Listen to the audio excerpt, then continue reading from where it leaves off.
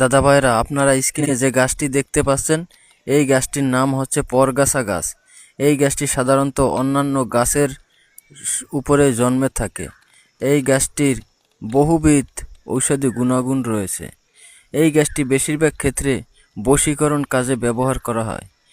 এই গাছের বশীকরণ অত্যন্ত কার্যকরী বশীকরণ।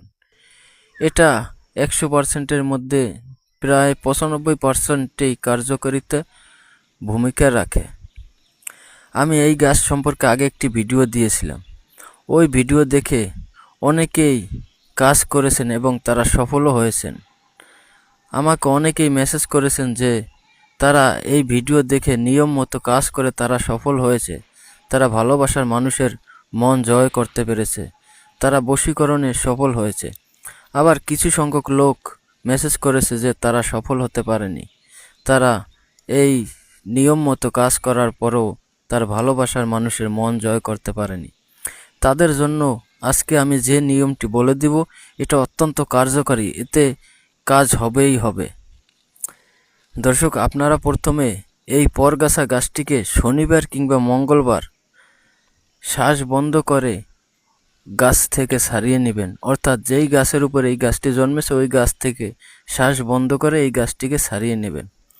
তারপরে গাছটিকে বাড়িতে এনে এই গাছ থেকে 1 ইঞ্চি পরিমাণে কাটবেন। কাটার পরে সেটাকে একটা মাদুলিতে ভরে ওই মাদুলিটা আপনারা হাতে ব্যবহার করবেন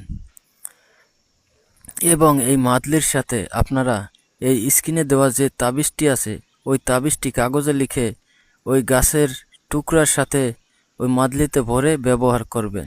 দেখবেন এটা অত্যন্ত কার্যকরী। আপনার ভালোবাসার মানুষ যেখানেই থাকুক না কেন, যদি বিদেশেও থাকে, দেখবেন তার মন গলে যাবে, সে আপনার প্রেমে আসক্ত হবে, সে আপনার কাছে ছুটে আসবে।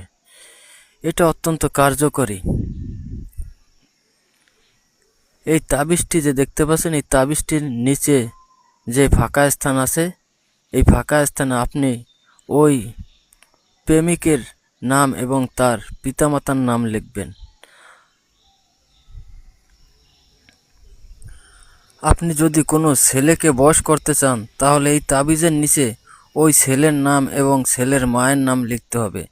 আর যদি কোনো মেয়েকে বশ করতে চান তাহলে ওই মেয়ের নাম এবং ওই মেয়ের পিতার নাম লিখতে হবে।